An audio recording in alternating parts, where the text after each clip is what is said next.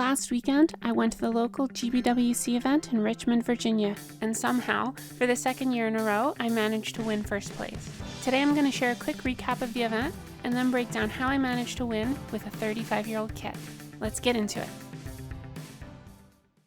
So you all know I've been incredibly lucky to live in Japan, exploring all of Tokyo's coolest hobby shops, but let's be real, not all of us can hop on a plane to Tokyo, and that's where Wise Guys Hobbies comes in. Wise Guys Hobbies is a treasure trove for vintage model kits. Whether you're into Gunpla, Macross, Votoms, Orgas, or even Godzilla kits, they've got you covered. And the best part, their prices are super cheap, some of the best I've ever seen for vintage kits. Wise Guys Hobbies was kind enough to sponsor this episode, and they even sent me this little care package, so what do you say we crack it open and see what's inside? Wow, okay, so they sent a bunch of stuff. This is so cool. Oh my god, the vintage Zeta Plus. I really wanted to pick this up in Japan. They also sent this Run Valam. We got some Macross here. And then we've got this kit from Dorvac. Another Dorvac kit. I can't even lie right now about how hyped I am, and oh my god, they've got the old school, no grade ball kit. Guys, I am losing it right now. I cannot believe they sent all of this stuff. Huge shout out and thanks to Wise Guys Hobbies for sponsoring this video. Definitely go check out their store. Awesome shop. Anyways, back to the video. This event was held at the Richmond Hobbytown, USA, which is actually a Bandai flagship store. If you've never been to a Bandai flagship store before, you're missing out. They have an insane selection of the latest kits from Bandai, and even a few others from manufacturers like Kotobukiya. They also have this really awesome RX-78 statue. The builds were set up at the back of the store along this large table here, and there was some really strong competition this year. There were so many great entries, from detailed dioramas to beautifully painted standalone kits. There were also some super talented modelers judging this year, including Hoskin House and Nickel Models. You should definitely follow both of them on Instagram if you don't already. GBWC champion of Hobbytown Richmond. Back to back, Ellie takes the win with Congratulations, Ellie, back to back champs.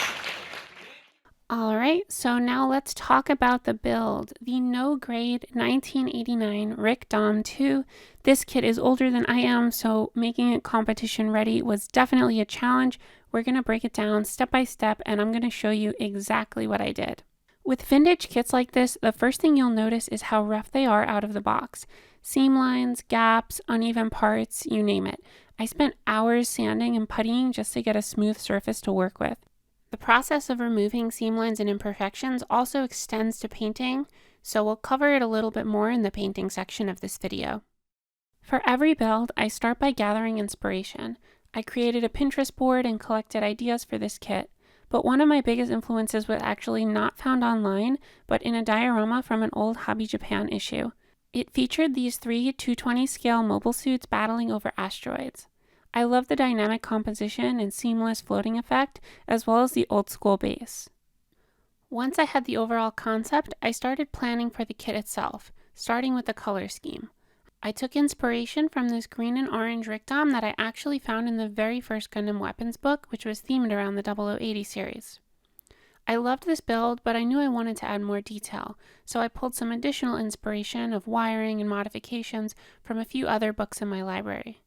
I've probably said it a million times on the channel, but I'm a huge fan of Kondo and Kobayashi style builds.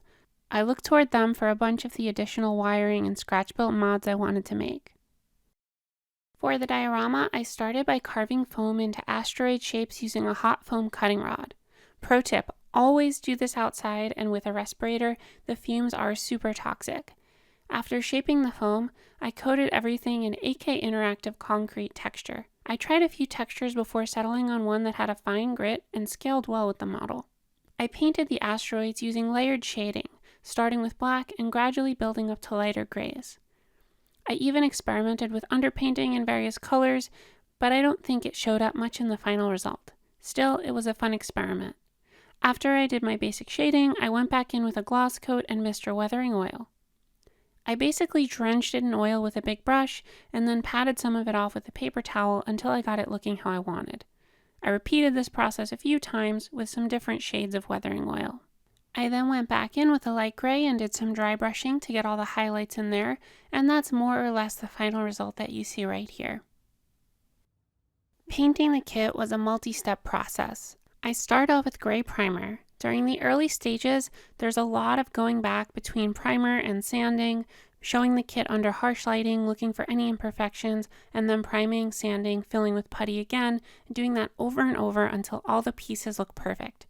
After that, I'll go in with some black pre-shading, aiming to hit all of the edges or places on the kit where I think shadows might fall, or I might just want an overall darker look. I wouldn't even call it pre and post shading, to be honest. I go back and forth with lights and darks in the entire building journey until I get what I want. It's not uncommon for me to still be painting with a transparent black or darker and lighter blends of the main color after decals and weathering are completely done. After the clean paint job, I gloss coat and then go in with Mistral weathering oil to do streaking effects. This is probably my favorite part of the process. You can see here some of the streaks I made at the back of the engine, and overall there's just little subtle tones of brown to add variety to the kit. I also wanted to try chipping for the first time on this kit, so I started by testing out different techniques in an area that would be hidden, under the edge of the leg. Honestly, I was terrified of messing it up. I watched a bunch of tutorials from YouTube OG Henry McClellan and followed his process as best as I could, but the result felt a bit flat on my kit. So I improvised. I started with an X-Acto knife to physically chip small pieces of paint off the surface, then layered silver paint over the chips for a metallic effect. To add more depth, I went back in with several shades of Mistral weathering oil in browns and oranges. This added a tonal variety that made the chipping feel much more dynamic. It turned out pretty well for a first attempt, though there's still definitely room for improvement. After everything was painted and gloss coated, I felt the kit needed a bit more color, so I decided to add a racing stripe around the leg. I've always been a fan of the stripes Max Watanabe would add to his builds, especially the ones he'd put around the V-fin of an RX-78. I also tried experimenting with Mr. Filter Liquid for the first time to add subtle variation to the kit. Since I'd never used filters before, it was a bit of trial and error, but I ended up using them to tint parts of the torso slightly blue and add a different shade of green around the waist. The effect is subtle, but I think it adds just enough tonal variety to make the colors feel more dynamic. Before we get to final assembly, let's recap all the modifications I made to the kit. First, I extended the ankles and the waist peg to make the kit a little bit taller. You can see this in the side-by-side shot with the original kit, just how much taller and slimmer the finished build looks compared to the snap build. I also added piping and mechanical details to the horizontal waist peg. That way, when you see parts of it through the skirt, it looks more intentional and polished. One of my favorite areas I modded was the exposed engine section on the rear of the skirt. I scratch built this entire area using wires, styrene rods, and scrap parts, and let me tell you, it took forever.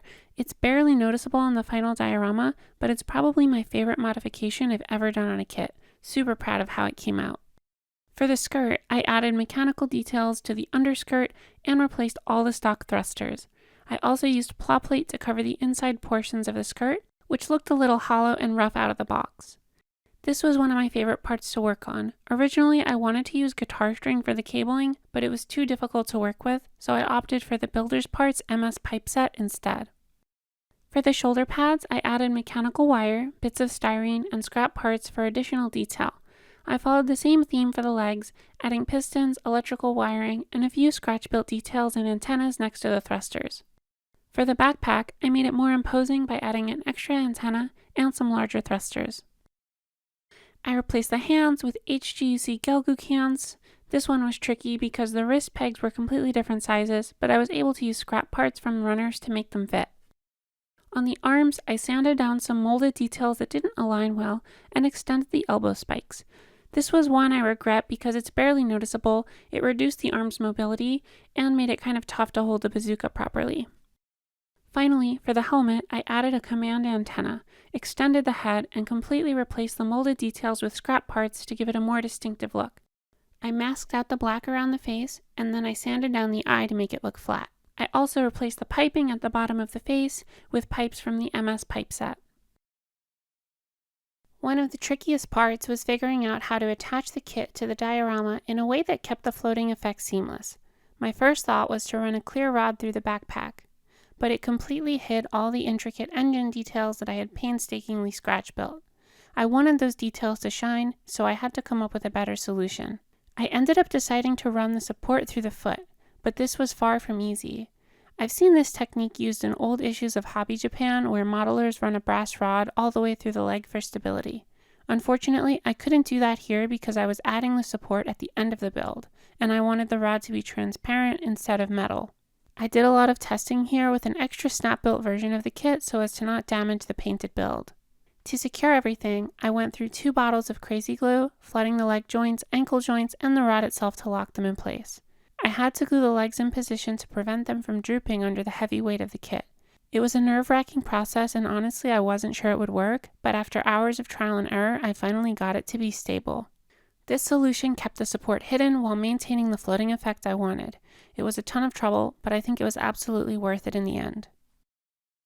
And lastly, let's talk about all the finishing touches that I put on this kit. To help tell more of a story, I decided to add some destroyed GM parts, a head, an arm, and a shield.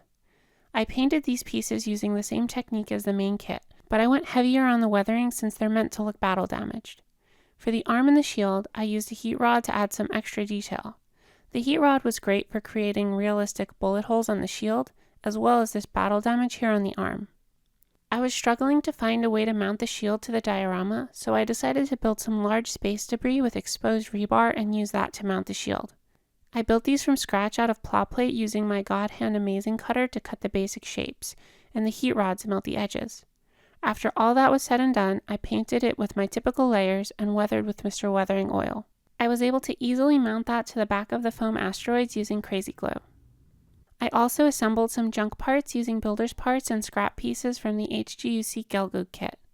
My original plan was to attach these with small clear rods, but the rods ended up being too large and distracting. So instead, I tried to create the illusion of them floating by using thin wires to connect them just barely to the tips of the asteroid where they were mounted. It's not perfect, but I think it's a more elegant solution than having visible clear rods everywhere. These finishing touches really helped tie everything together and made the diorama feel more alive. One other finishing touch I made was to go back and repair some of the paint that had been damaged on the exposed polycaps. I didn't replace the exposed polycaps on this build, I just painted them with straight Vallejo metal color. After cleaning up the chips with additional paint, I went back in with Mr. Weathering oil to blend it all and make it look like rust effects. I think they turned out well, and at a glance you would never know they were polycaps.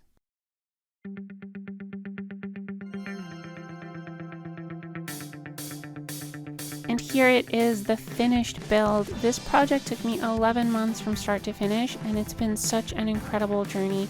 I tried so many new techniques and pushed myself in ways I hadn't before, and I think it all paid off.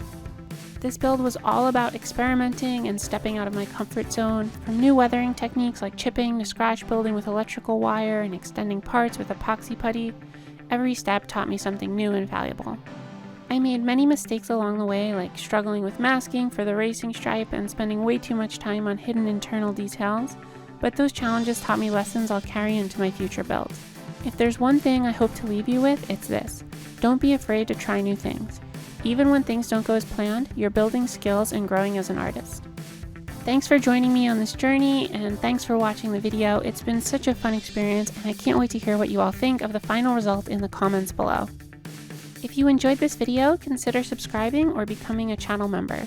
Instead of doing a Patreon, I've opened up channel memberships, and inside there is a bunch of behind-the-scenes posts and additional exclusive videos. It's pay what you wish, and the lowest tier starts at just $2.99, so it's a great way to support the channel if you're interested in checking out some extra videos.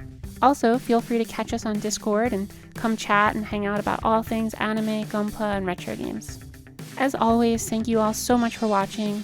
I hope you enjoyed this video, and I'll catch you in the next one. Bye!